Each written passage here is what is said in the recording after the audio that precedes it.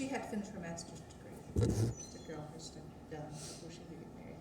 So for that, I love him dearly. And he's going to tell you in a minute about what He does with the Fayetteville Police Department. And this is his buddy, Tim Huggins.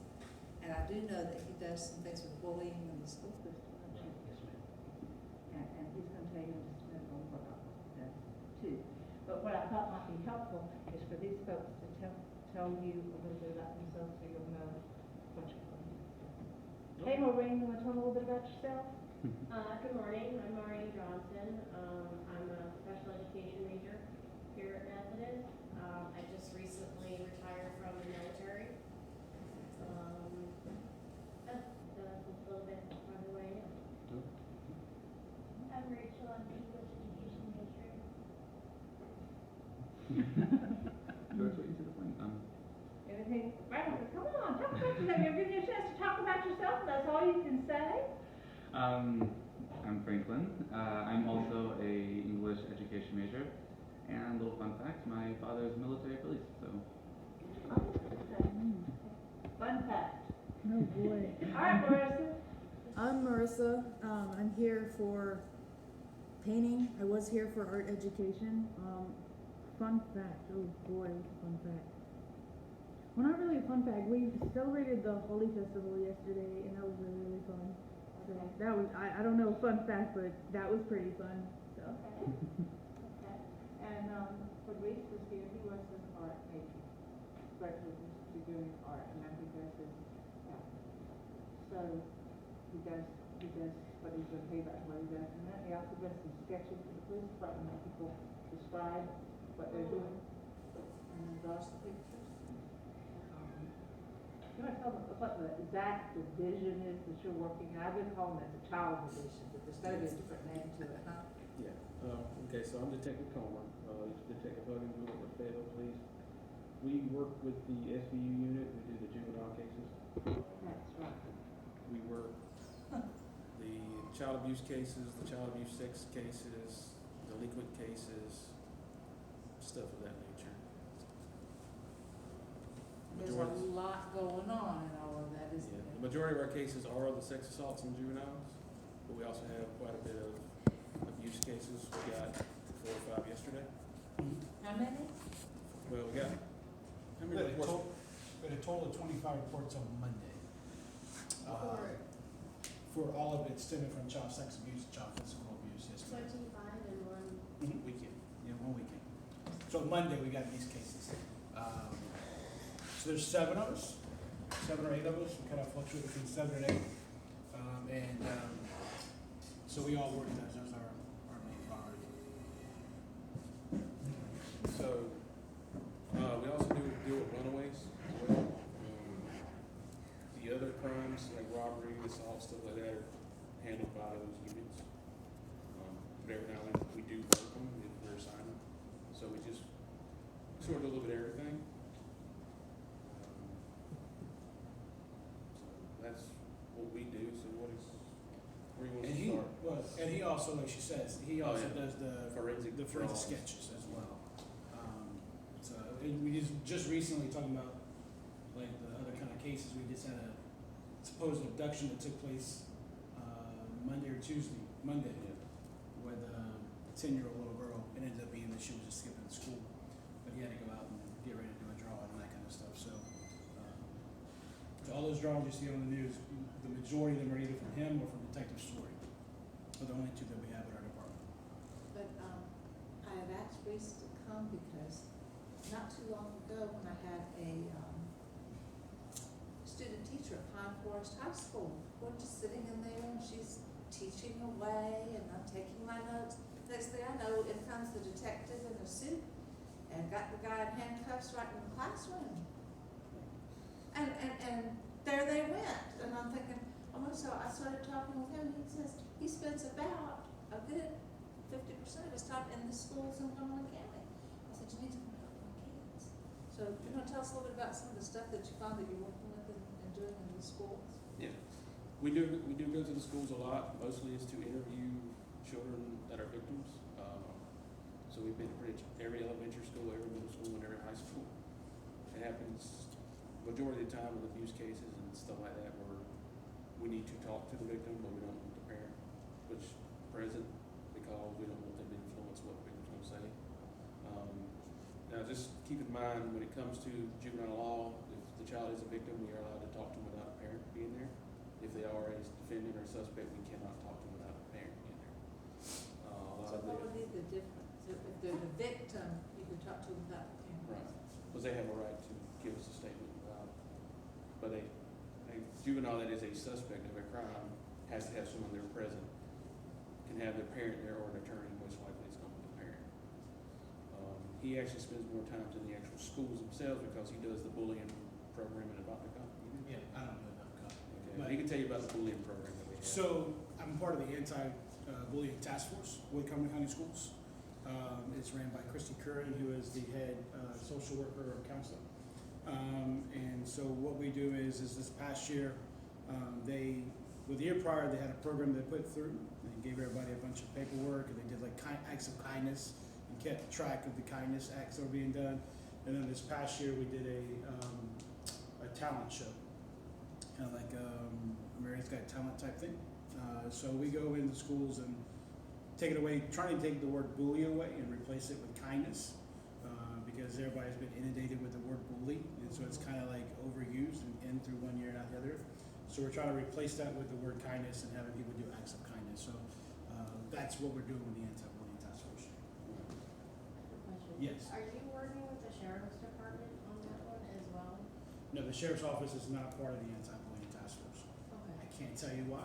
I have no idea why, but we're the only ones that are on that board. Okay, so it's just the It's- Cumberland County Police Office? Well, so you have the Fayetteville Police Department, Uh-huh. which is me, and then you have all the representation from the school system. So you have all your guidance counselors Okay.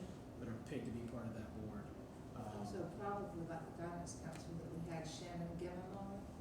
No, so whoever Miss Christie picks from the Oh. different schools Okay. as guidance counselors are on that board, including myself and some other people from within the main Cumberland County schools. And But you no go out- sheriff's officer. No, will you go out and speak to all the different schools and stuff like that? Mhm. Does that mainly fall, like, so you're It's- one person? Well, Essentially one right. police officer? Yeah, and so then it's the only rest? based off of what the schools need. So if the school's asking for us to come, then we come. Okay. The anti-bullying task force, they have their own program that they push out through the schools. All the counselors are part of that. Just certain people are on the board, but all the counselors are part of them pushing out that program. I just go based off of need when they need Okay. somebody to go and speak.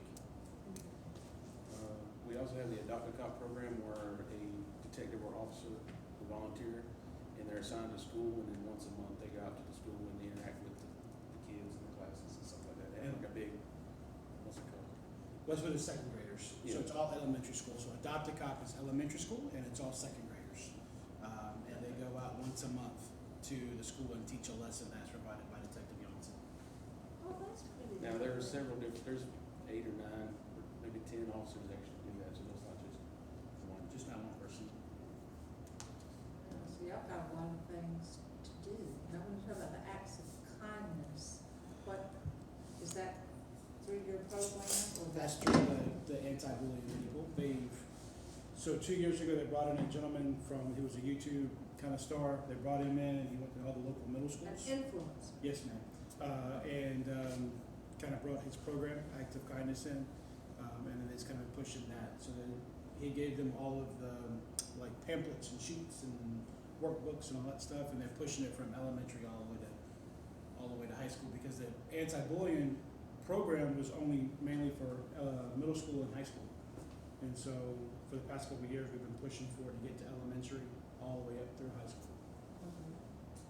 Because I just saw on TV that case where the young lady died, it was in South Carolina, did you see that on the news? A fifth grader,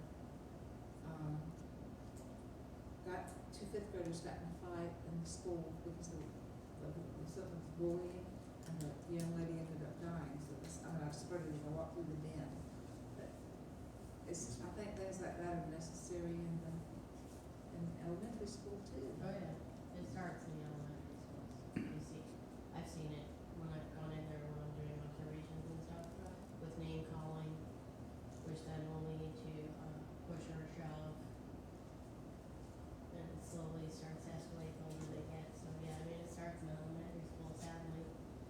So what are some of the things you guys are learning in your books?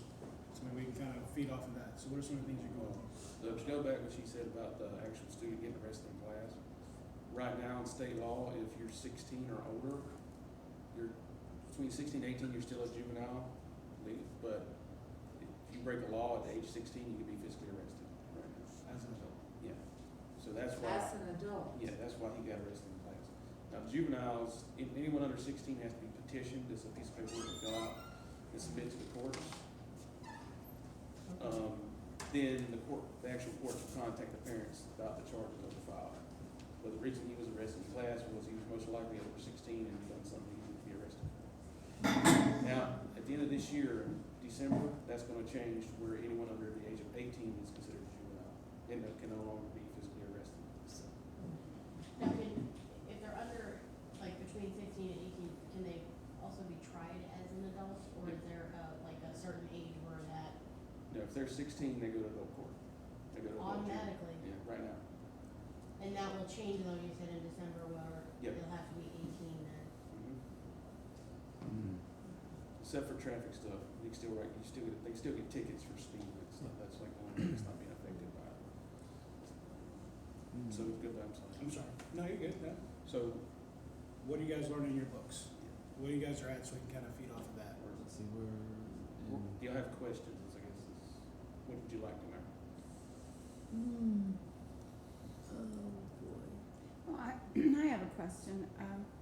I have a grandchild, and I guess maybe this is more bullying than anything Okay. else. And he's been bullied on the bus and in class, and they have moved him from the classroom where the bully was. And then This is because elementary school. elementary school, Margaret Rose. And because of incidents with other children, they then moved this boy again, and he is now back in the classroom where my grandson is. And they said there's nothing they can do about it. They can't move him again, because they've moved him 3 times. Right. And so, you know, but I guess it has finally stopped, because I think his mother went over to the lady's house and said, if you don't stop, my son's gonna beat the crap out of your kid. And that seemed to kind of put a stop to it, you know, but I guess he is still bullying other children. And So every elementary school has a school resource officer. Now, they have like 2 or 3 schools that so every middle school and every high school has a specific school resource officer from the sheriff's office that is assigned to that school. Elementary wise, they have districts. So there's 1 SRO per 2 or 3 elementary schools. So in a situation like that, what I would do is reach out to your front desk people or to your principal and have them bring in the school resource officer in reference to well, that. I think they have, you know, finally, but it had gone on all year with no, you know, until Yes, this ma'am. recently with no, and my daughter said, I'm gonna put a stop to it. And she went to, I mean, she can be rather intimidating if she wants to be. Yes, ma'am. But, you know, you just hate to see this go on. But did it affect, since we're talking about affecting, did it affect his schoolwork? Well, his grades aren't as good as they have been in the Right. past, you know, and, even though they do get along fairly decently now, they don't, Right.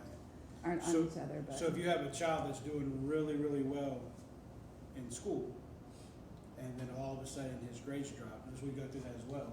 So we get ready for trial prep and those kind of things with cases, they like for us to figure out what's happening in school, If it's, if it's how's his relationship with other people, if is their body changing? Are they going from being super skinny to being overweight? Are they super talkative? Now they're stupid. You know, they're really Mhm. inclusive. They're not talking to anybody, right? So that are that could be signs of something happening within the home, or actual something else happening that's deeper. That's a good point. So if you're seeing a kid that's getting bullied, or I think you may be getting bullied, or she's getting bullied, and then the grades begin to drop, the outgoingness begins to drop, then you can tell. So a prime example is my child, my oldest, within kindergarten, was always getting in trouble for some reason, always getting the reds, right? But he would pull into the parking lot and begin to cry because he didn't want to go to school at kindergarten. So what kindergartner doesn't want to go to school at kindergarten, right? And it's because, It's because everybody was pointing that he was doing something and he wasn't doing it. So the teacher didn't see it and he was getting in trouble for it, so he didn't want to go to school at kindergarten. So you gotta look at all those things. So all y'all gonna be teachers? I have a question. Yeah. So in the case of bullying, let's say that the child is being bullied, gets like really hurt or something like that, or maybe they lose their life through the bullying, or maybe, you know what I'm saying? So like suicide wise? Yeah. Okay. Can the parent be charged in place of the child?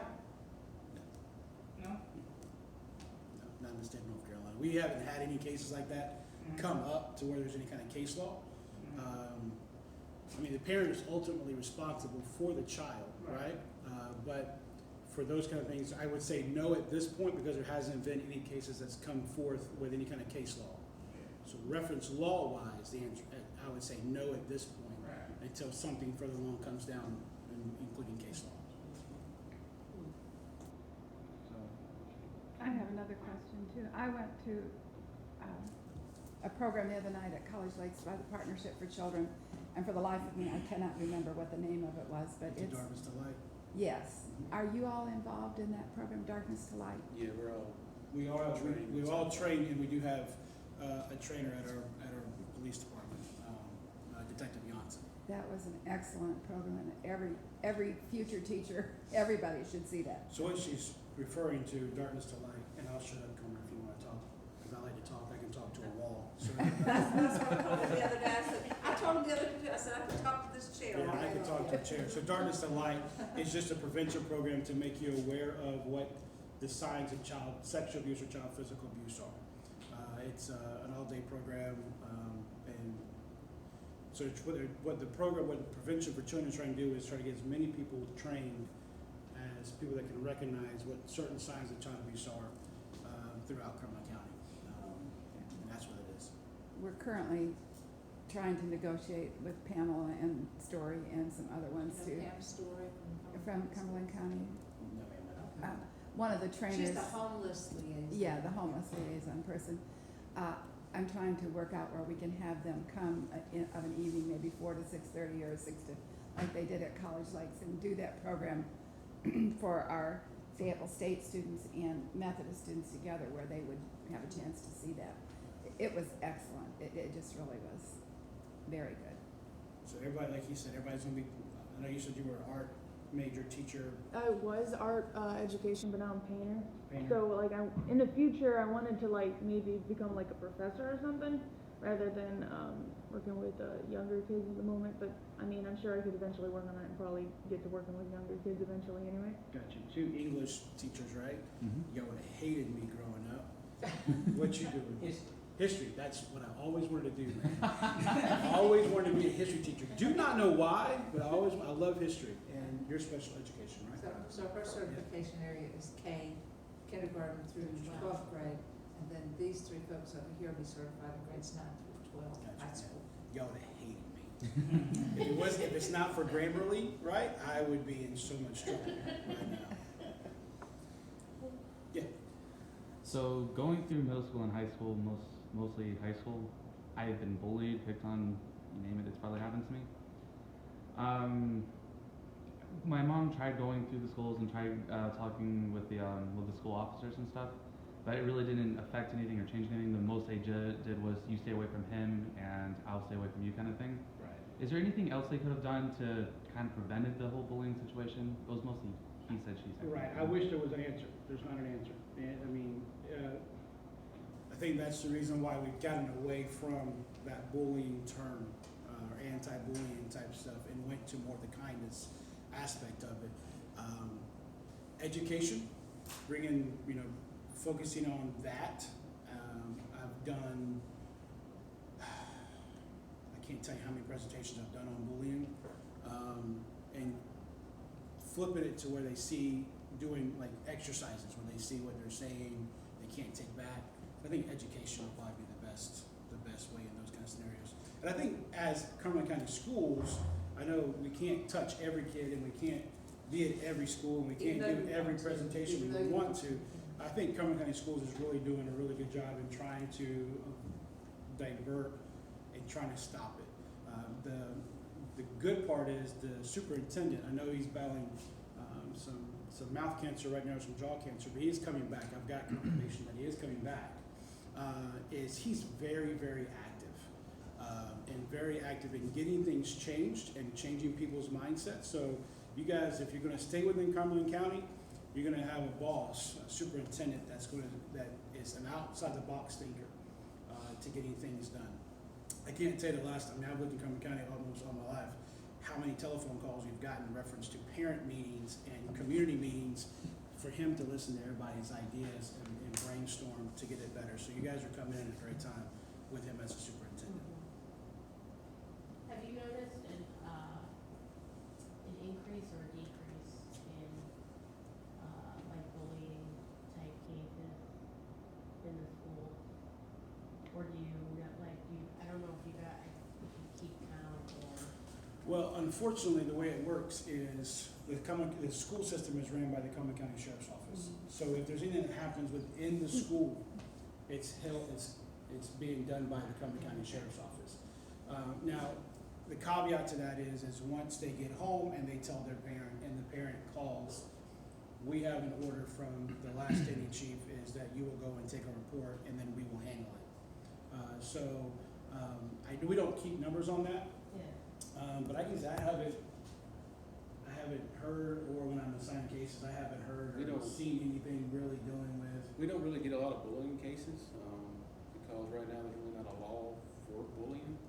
There's really nothing, I mean, physical assault, something like that's something we can take care of. Right, that falls but- into, but like, and if it leaks into the realm of harassment, then that's something else. Which would be more of a cyber crimes type deal because it's that's what I was mostly just done. gonna, My yeah, I was goodness. thinking, It's mostly 'cause I know done a lot online of them- now. It's over Facebook, Instagram, stuff Yeah. like that. And the cyber law that we have written for cyberbullying is not effective. We're not allowed to utilize that law. They're having to rewrite it. So that law is out. So it really leaves it to only there's like physical assaults. The most thing we're dealing with at this point is sexting and Yeah. sending them new photographs and that kind of stuff. That's the main thing we're dealing with now. Matter of fact, I have a case now where I'm dealing with a 11-year-old doing that, a female 11-year-old doing it with another 12-year-old male. So and the mom's like, for the male is like, this is not normal. Why is a girl doing this? What we thought was normal when we were all coming up is completely not. changed. It's not normal now, right? So, so they're utilizing like the Google Classrooms, Google Hangouts, and that kind of stuff. So cell phones, I mean, that's the main thing we're dealing with now. And we do have a program for that. It's called Responsible Youth Initiative. And so what that is the Cumberland County Sheriff's Office, us, the DA's office, and some other people come together, and they meet once a month and review these cases. So what ended up happening was the big case was the case from Jack Brick and Douglasburg, where the quarterback for Jack Brick was involved in an incident that took place at Douglasburg that was recorded. So the sheriff's office took everybody's phones, searched his phone, saw that he had created child pornography on his phone from something completely different, charged him at 16, 17.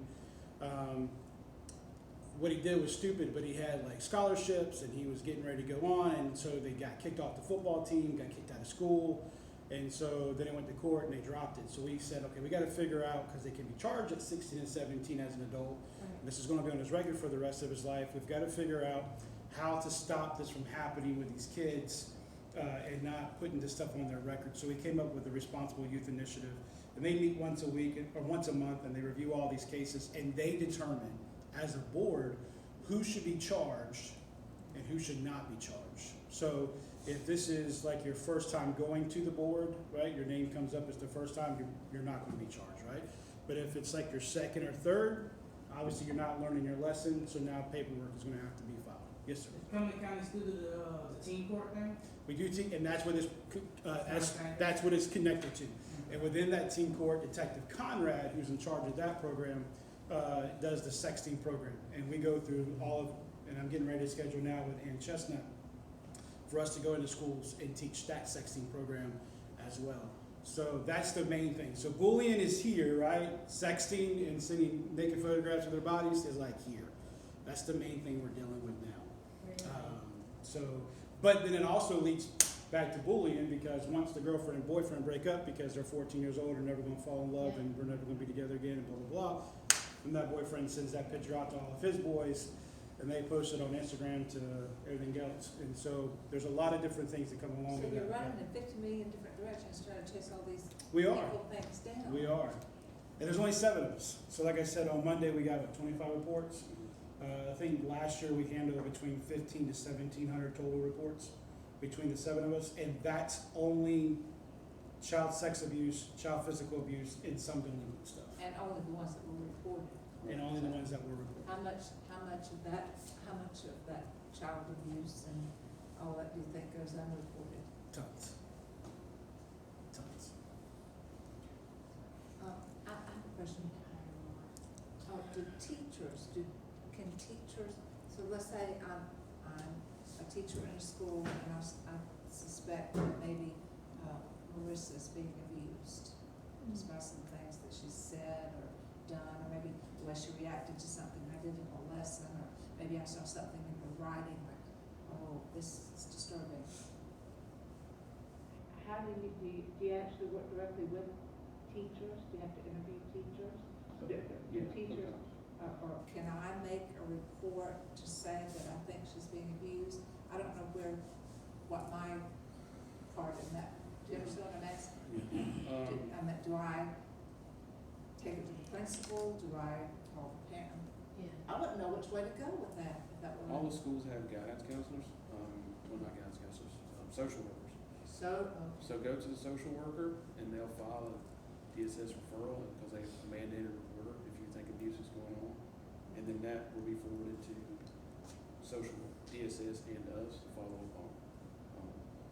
Now, you'll be interviewed on what you saw and what you thought happened, or what you know happened. But that's how to get the ball rolling. I mean, if you wanna pick up the phone and dial 911, ain't nothing stopping you from doing that either. But if you wanna get DSS involved, you can call DSS directly, or you can go through the social worker at the school. My daughter, my daughter teaches kindergarten on Fort Bragg, and she has a little boy in her kindergarten class that has done some inappropriate touching, and it's gone through the channels. And now they have come back to her. They want to keep him in the classroom, but isolate him from everyone else, where he can't go to centers with them, he can't sit here with them, he can't do this with them. so he was inappropriately touching? He her? was inappropriately touching a kindergartner, 5 or 6 years old. And she said they have suspicion of things going on. But what bothered me was that, and I didn't quite know what to say to her, is that they came back to her and said, it is your responsibility to keep this child in your classroom, keep him separate from the rest of the children, and they wanted her to sign a legal document that she would do this. And I was gonna tell her, I wouldn't sign that legal document. But Fort Bragg is a whole other animal. I know, but And you you know, also have to think about this as a kindergartner, and you'll learn, and we've been going through adolescent sexuality and what's appropriate, what's not appropriate, and that kind of stuff. Without knowing the facts of it, I mean, the kids that are in that age group are trying to figure out what's appropriate, what's not appropriate. Unless it was like a gross act. well, that would- I you know don't what I really mean? know. She You know, didn't so- say, but I guess she said there have been some incidents and there is some suspicion. Yeah, so Some- Fort Bragg, so what would end up happening there, what should happen, and I don't wanna say Yeah. what should or what shouldn't happen. CID would be involved and they would do their investigation. But I would not ever sign a document, a legal document that said, you know, if something happened, I was responsible. I wouldn't do that, and I didn't know what to say to her. I just thought, that's a little beyond, at least I thought that was. I was just wondering, how many of these cases do you, or how many of these reports and stuff that you get, how many of them turn to be, I don't want to say false, but, just not as serious as the first intention was? Because I imagine you guys get I don't wanna put a number on it. Are you talking about like We, falsifications or something like that, or slander? Something like that, yeah. Yeah. Are you asking maybe like kids that might not like their stepfather, maybe make Yeah, an yeah. accusation? Yeah. Pretty much like that, because you Not make an know, accusation just to get back at that, Yeah. That's really happened. Gosh, that's hard to try to figure out all that stuff. I don't know the exact number, we do get them, but we investigate them, and normally we can determine whether or not it did happen, because in an actual assault that occurred, there would be something to corroborate it happened. Mhm. If it's just a bold-faced lie and there's nothing to corroborate it, then what are we gonna charge on, you know what I'm saying? But that's just something we have to determine through the investigation. I mean, we've had them, we just close them out, nothing happens, Alright. but I couldn't actually tell you how many we've had. I can't give you a number. I mean, plus when we do our forensic interview with the children at the Child Advocacy Center, you can tell, you know, where they're at, if they've been coached, or if it's all made up. Right? Right. You can tell that by the way, because the way our interview process is, it's not who, what, when, where, how, and like you're gonna tell me this, it's all open-ended. So it's an open-ended question for that child to lead the interview. So you can tell during that process, especially when you've been doing it for a while, which ones have been coached, which ones have been told to say certain things. You can tell when it's a custody issue between parents, that kind of stuff. So I mean, you just through the interview process and through the investigative process, you find out. In reference to like slander and stuff, on our end, we are very victim-centered, and I think out of my 5 years of being there, I think we've charged on the adult side one person for filing a false police report since I've been there. So we tend not to do that, and so. But we don't do the adult cases, so we don't. No, I think it's one. I can't tell you what it is. But we have, I can tell you, we have not charged false police report at all past 5 years in our unit. I can tell you that. Yes, ma'am. I don't know if they still do it. I remember back when I was in school, if a kid acted up, they would get sent to Ramsey Street High School or something like that. The Do they, alternative school. yeah, do they still do that? And do We these kids still- have to go through y'all? No, To get we, there, no, or- we still have alternative school. Ramsey Street is still an alternative school. There's Okay. a couple other ones. Yeah, Stars Academy, I think. Yeah, that's part of their process with the school system. Wow, and like, do you happen to know what determines whether a student gets out of there or goes there? No idea. That's Wow. based on the That's school. based on whatever Macomb County School says. Yeah. Oh, what the okay. policies are. Did you have something, man? Yeah, quick question. So how do you categorize punishment versus child abuse? Like somebody just That's a good question. beating their child because the child did something wrong versus somebody just, I mean, like somebody spanking the Spanking. child, Yeah. or that kind of thing, is that what you're mentioning? Yeah. In the state of North Carolina, you can whip your child or Right. spank them, Mhm. but you can't leave bruises. Yeah. You can't injure them. Like you can whip them, I mean, but you can't leave bruises. If you leave So- bruises and stuff, then you're crossing that line and you can be charged. But now if you just pop them on the butt and they get mad and say child abuse, if there ain't no marks, and I mean, it's within your right. Now, we've had cases where they claim they just whipped them, but they were bruised from head to toe. right, And in that person's eyes, he didn't do nothing wrong, he just disciplined his child. See what I'm saying? yeah. What if you're like whipping the kid and you accidentally give them a bruise or something on their butt? Well, it depends on where the bruises are located, we try to take that into consideration, because most children run in a circle when you whip them. So, and they'll move, so if they're getting whipped and they got it across their head, and it depends on if it lines up with what they're told. Does that make sense? And it also depends on the severity of the bruising, right? So I'm Irish, right? So if I spank my two boys, they're gonna have some red marks, right? But if those red marks last for a longer period of time than necessary, then that's child abuse, right? So on an African American person's skin, right? They'll have a little bit of redness, but that bruise shouldn't be there, right? You shouldn't be able to see a bruise. Yeah. So, I mean, and that's the majority of what we get is sometimes you get those like, hey, I have a case now where mom slapped her daughter in the face because she was smoking weed and was being disrespectful, right? Didn't leave any marks.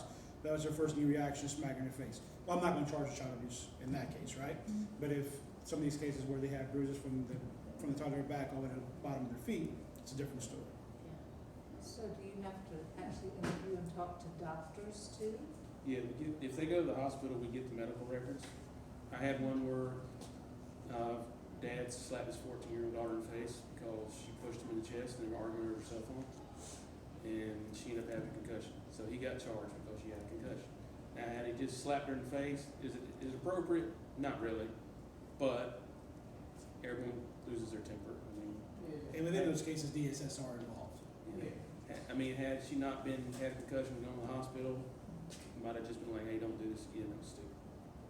But you see how it can, I got you. And then also with the child sexual abuse, we also utilize the Southern Regional Area Health Education Center, which is across the street from the hospital, where we do our child medical exams with a forensic pediatrician in those cases. So we are involving. Forensic pediatrician. Yes, ma'am. It's across from the, like, Cape Fear Valley or something? Yeah, right across the street. Okay. Yep. it's that big building, the new one on the left, if you go down on, I know stuff. Oh, okay, yeah. across the road from CVS. Yep. Okay. So we use them as well for our child sexual abuse cases. So it sounds like you got the Child Advocacy Center. Where you go and do interviews, and you gotta go over to the place to do, check medical records, and, you know, usually from the time you get a case to the time you investigate it and say, yes, we think that we got enough evidence to charge them, how long does that take? A few months. So- Depending on the severity of the case. Now, if we get a case where a juvenile's been sexually assaulted and raped, and there's actually evidence of the rape, and we know who did it, depending on the severity of it, we most likely go ahead and charge him then, and follow up with everything else afterward. But that's only in rare occasions where she said he did it, and she had tear and injury, and there's semen present, all that stuff.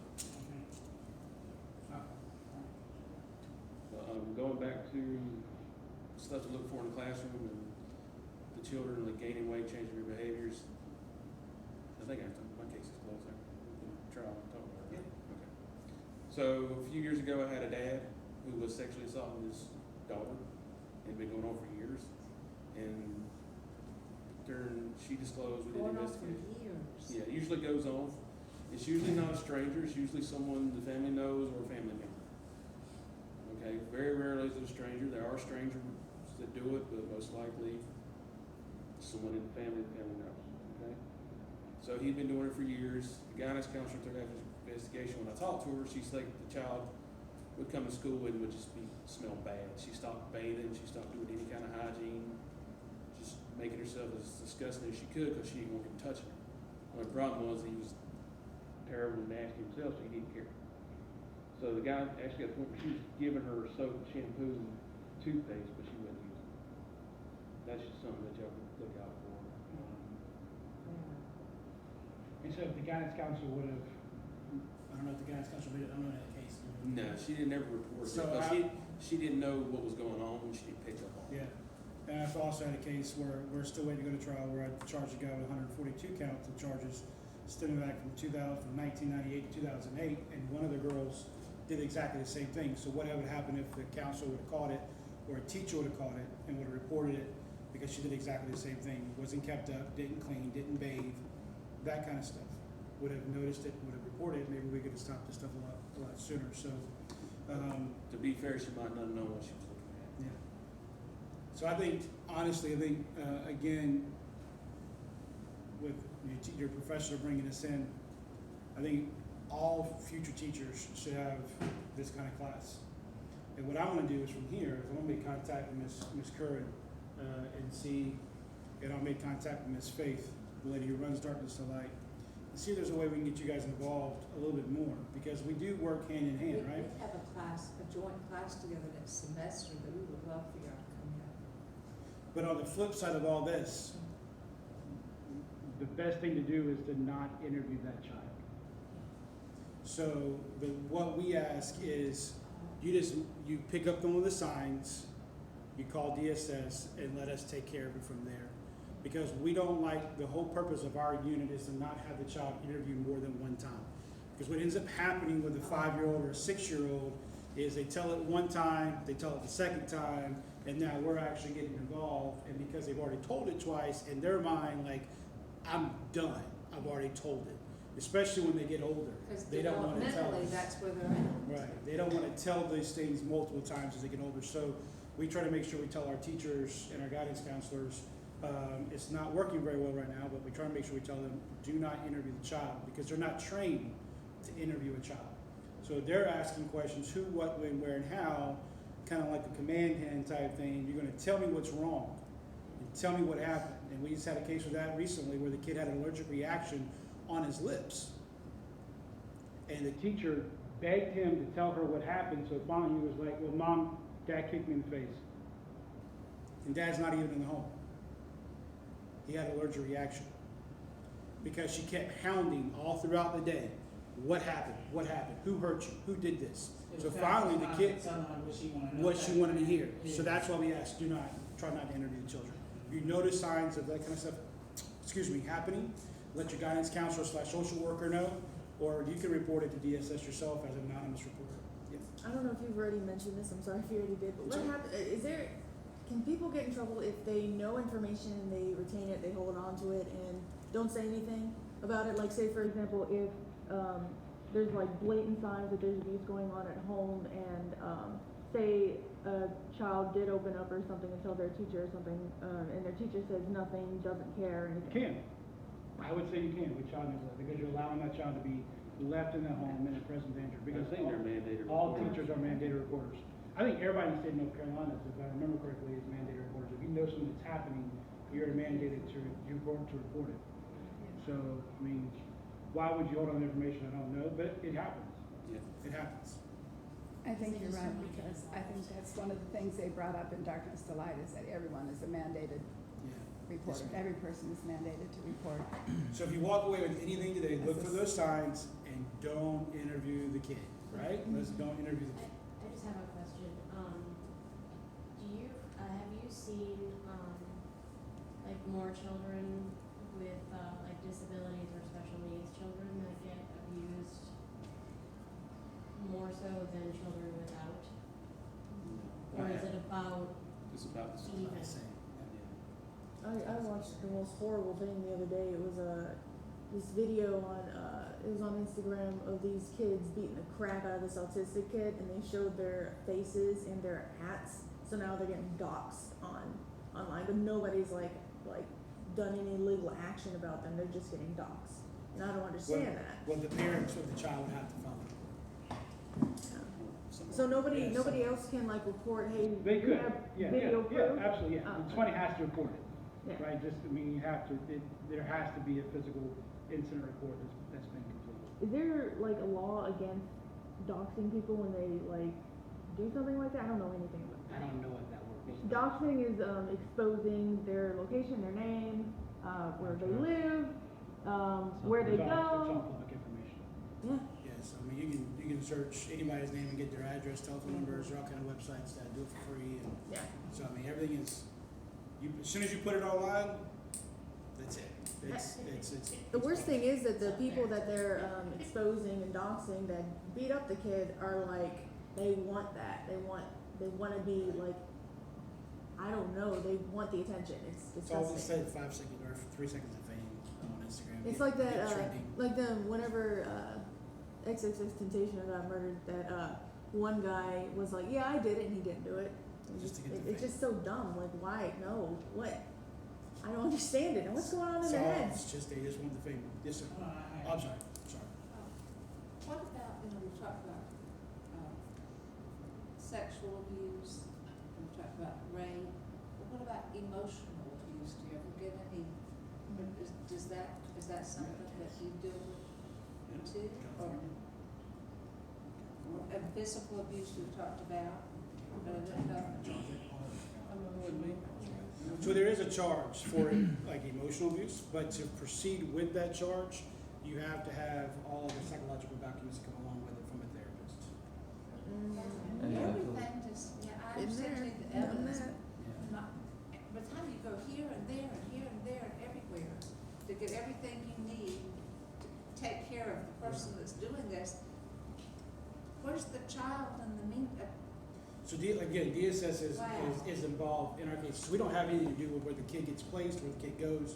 That's all a civil issue. DSS comes in, and if it's within a home offender, they do either the offender has to leave the house, or they place the kid within a kinship placement, or then to the foster care system until the investigation is completed. But the thing is with sexual abuse is 99% of the time, there's not going to be any kind of physical evidence, especially within a female, because of the medical side of things. So you have to have that long lengthy process with the investigation, but they're placed in just another location during the time. They're removed from the front.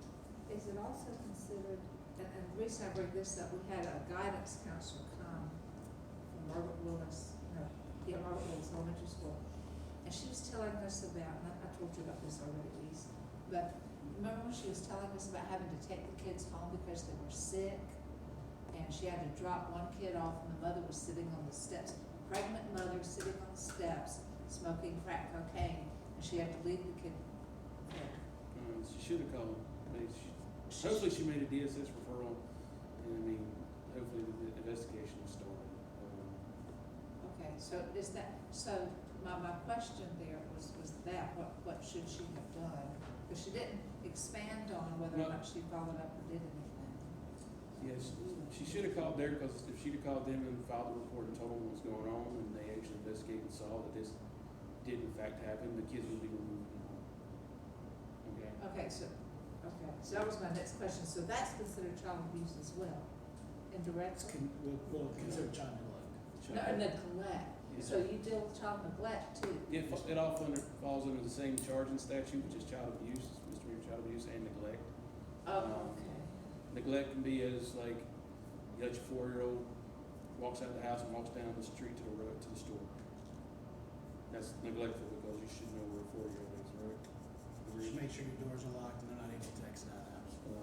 Well, that's Or right. putting it in a hazard situation where they could end up getting hurt. When I first come on, I had one where the mother and father got in a fight, where the mother struck the father. Apparently she knew he was gonna hit her back, so she picked the baby up. And then he punched her anyway, so she dropped the baby and he cracked the skull. So they both got charged with child abuse because they didn't directly harm the child, but she knew by picking up the baby, she was putting it in danger, and he knew he punched a woman over the baby, see what I'm saying? Yeah. So, What do you think is gonna happen with this latest thing where the juvenile shot this baby and killed it? Here in the one the Carolina? county's doing, he shot from outside and hit the baby. Was he outside? Yeah, I think that's what the news said. He could be charged with, unintentional. I don't know. And without, He's been arrested, I know, so he'll most likely go to trial or plea it, but he's been charged. I forgot what they charged him with. But legally, you can't just shoot your gun. 'Cause Anywhere you want to. Yeah, because actually shooting a gun into a house is actually a charge in itself, even if you don't hit nobody. It's called shooting an occupied dwelling, and everybody that's in the house is a charge. So if there's 5 people in the house and shoot one round in the house, you get 5 charges. Because you're an idiot for shooting your gun into the house because you could potentially kill someone, which he killed a 2-month-old, I think. and you can't, I mean, even in the county, there's a certain amount of yardage you have to be away from the house, and you can't fire firearm in the city limits if available. So, It's like that in Robinson County. You can't, if you got shooting in the woods, you gotta be so far away from like the It's house. like 100 yards or something. in Yeah. King County. Yes, ma'am. Do you, these cases, do they, how often do you see them actually go to like a full-blown, like court case, or do a lot of these people settle? Most of them plea. They Yeah. all take the plea bargain. And Do you see that the prosecutor try to kind of push that way so they don't have to put the child on the stand and kind of relive that well, horrible experience that's happened to them, or, there's a lot of different reasons. That's one, because the child will have to testify yeah? because they are the victim, and the defendant has a right to confront the victim in court. Yeah. The other part is maybe the case is not as strong as they'd like it to be, which sometimes you have what you have. It's not that it didn't happen, it's just we have a lot of delayed referral, like reports, like they're 16, but they got raped when they were 6, so now I gotta go back 10 years, Right. and there ain't much there, Is there a statute of limitations? Not on felonies. Okay. not on felons. 2 years on misdemeanors. But, I mean, a lot of the plea deals are taken because, the defendant doesn't wanna go to trial, and plus, usually the plea deal is, if they're charged with first-degree rape, it's usually something lower, lesser than that actual charge. Mm-hmm. And plus, you really don't want, if you do go to a jury trial, you kind of roll on the dice because people are intelligent, but when they become jurors, they just turn stupid. Now, would that be handled in juvenile court, or does it get handled? Depends in on the age of the defendant. Okay. If it's an adult defendant, it goes to adult court. Now, are those public cases, or do most of the Yes. time the judge keep them They're all public. really? Anytime, so if I take a warrant out on somebody, it's not public information until once it's served. Once it is served, it is absolutely public knowledge that you have, Can the judge decide though not to allow the That is- public into? Yeah, they can have, I mean, That's, just to that's up to, try that? that's up to the Yeah. ADA and all them to steal cases. yeah, they can have a closed courtroom if they wish. And there is a thing for the children to do like closed circuit testimonies, but we do not utilize that in Cumberland County. Not So yet. they actually will testify in person. We'll be able to testify and be in another room and testify without actually being in the room with the defendant. But right now, if we go to trial, the child will be testifying in front of the defendant. When my husband was food line, that some of the kids were shoplifting, they would have, the parents, especially if they go to the meat department, would put meat and, you know, with the child and then send the child out. Is that Yeah. something that falls under neglect? It's called, contributing to delinquency of a minor, it's a misdemeanor charge. It's basically saying that you as an adult, use a minor to commit a crime, and so therefore you made the minor, this one. You made them commit a criminal act. That minor won't get taken away. No, right? Okay, good. no. That's not, that's a But charge for the Just the actual stories my adult. husband would tell from Food Lion was amazing. What are some other things that fall under neglect? Is there anything that falls? Dirty homes, no food, no air conditioning, no power. So like if somebody's got like hoarding or clutter going on in their home, like if there's papers everywhere, it's not clean, like, oh, wow. Yeah, if we can prove it's a hazard environment. yeah. Is that a recent thing or has that been a thing for a while? Because Some of it. when I was younger, my mother lived like that and I had to live in that and nobody did anything about that. That's, mostly DSS will come into the home, make sure the home gets squared away. It happened over and over again If with it type does, people then like that. eventually we'll step in and have to do something about it, because eventually, I mean, if it's a hazard environment for the extra juvenile, then they can be charged with neglect. What about if there's like a mentally unstable parent and it's clear they can't take care of themselves, is there a way that a child can be taken away from them? Because that's another state, like, Again, social services have to deal with yeah, it. I had shared custody with my father and my mother is mentally unstable, she can't take care of herself. And for whatever reason, no matter what my dad tried doing, they kept believing my mom. And like when I was a baby, my mom had a mental breakdown and gave me away to a foster home when she had shared custody with my father. Shouldn't she have gotten in trouble for that? Like She should have. yeah, my father called up people and they were like, oh well, we believe her. She said you did this and that, and she just admitted herself to a mental hospital. Like, why was she being believed? That's all, It's civil thing, it's custody, we don't, police officers, we I can't don't get. mean like why isn't you guys Yeah, know the truth, but yeah, like, but it's like, it's a DSS issue, that's the Department of It's a Insurance. civil court thing, and this is something we don't have any control over.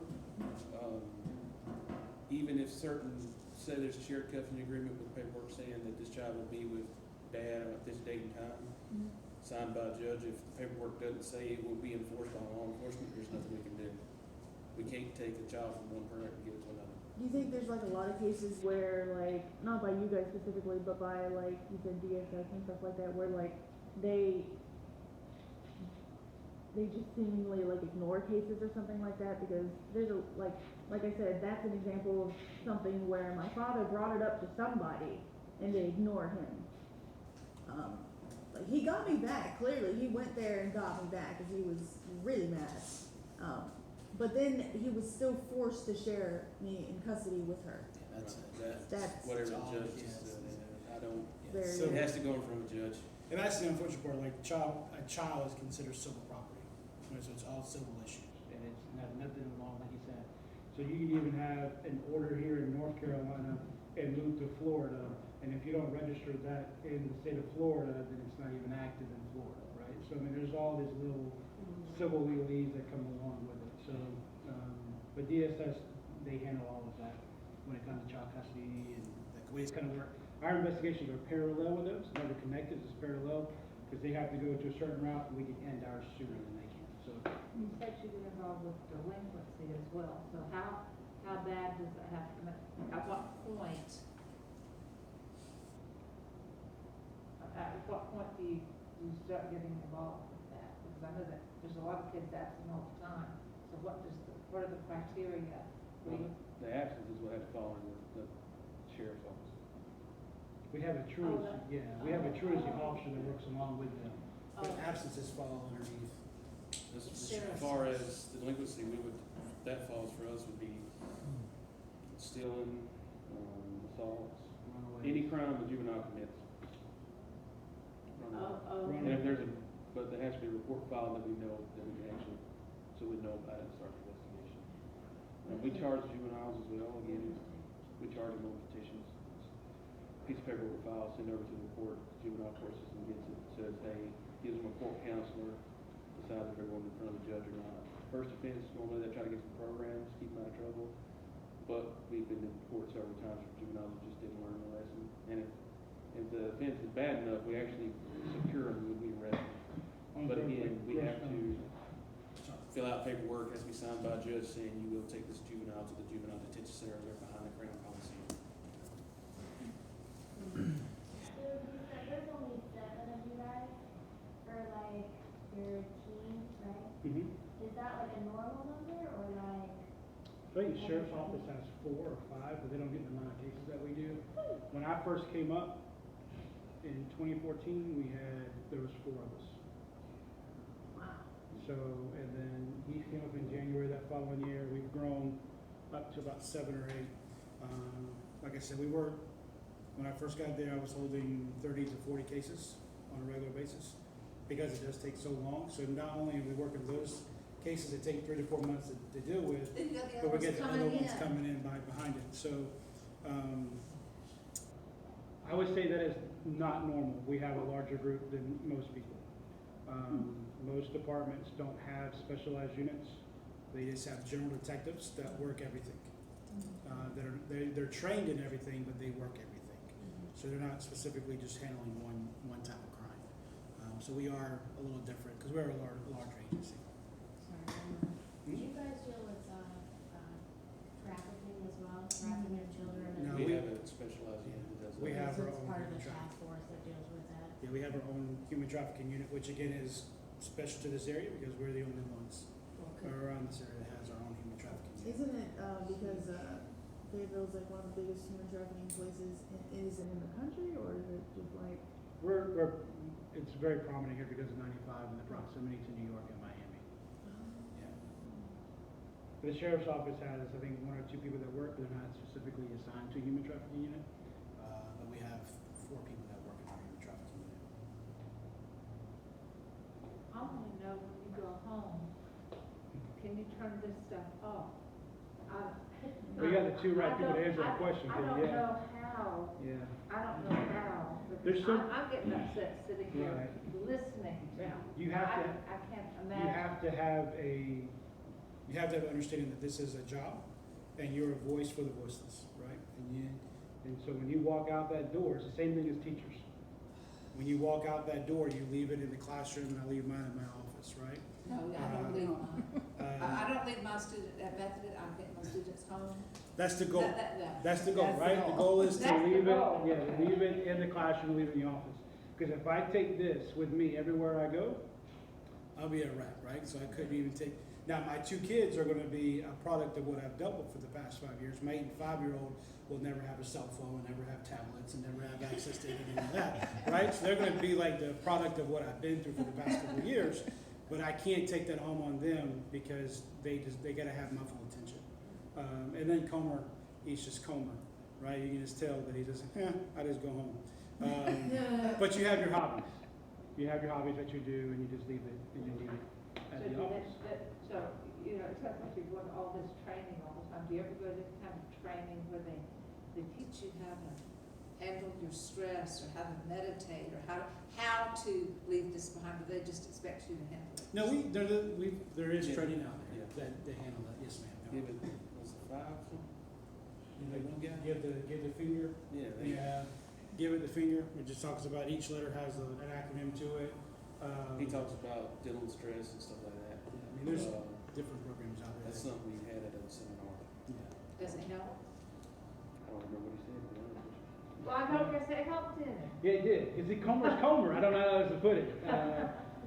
I mean, it does affect, I mean, there's younger guys that, that are there, that are in our unit, that they're saying 2 to 3 years is their max. They're trying to put a 5-year limit on our unit because of the stuff that happens. But, I mean, you're in control, right? You're in control of your That's the emotions. goal. Yeah. You're in control. You're in control of your emotions. You're in control of how things affect you and the way you see things. I see it as I'm a voice for the voiceless, and I've wanted to do this since 2004 when I was in the academy. Because nobody else wants to do it. I mean, when we post a position open up in our unit, we're only getting one person's name on our unit, on our list, because nobody wants to deal with juveniles. Nobody wants to deal with this kind of stuff that we deal with. So you have to have a passion. You have to have a calling. This has to be something that you want to do. It's the same thing in teaching. You have to want to be in that classroom with your kids. If not, then you're going to hate life. So you have to love it, and you have to be there mindfully every day about what you got going on. Can you tell us a positive story in all of this? Can you think of? I can tell you a positive story. I mean, even with the guy that I charged for 142 charges, those 142, those 4 victims, you can see the relief of like the pressure released off of them, right? And so that's the positive. The outcome is when you're able to take the case from beginning to end, even though it may not happen the way you wanted to happen in the court system, or it may kind of take some twists and turns and you get kind of aggravated with certain things, but taking a case from beginning to end and seeing that victim, it's not always about taking, I tell this to kids all the time and parents, it's not about taking the bad guy to jail, right? It's not about always putting him in jail, because we're a victim-centered unit. So our main business is to make sure that that victim gets the help that he or she needs to be able to function in society, right? So sometimes it doesn't mean putting the guy in jail. It means just making sure, because there's some kids that come in that refuse to absolutely talk, and there's nothing that we can do. But the main thing is get them the help that they need. So For the best interest of the child, just like It's the always. teacher's best interest. yes, ma'am. Anybody got any more questions? Jack, you gonna make it? Yes, ma'am, I'm good. Jack was gonna go by direct about a week ago. 2 weeks, going on 2 weeks? Was it to tell the tale, I think. Were you out delivering pizzas, Jack? Yes, ma'am.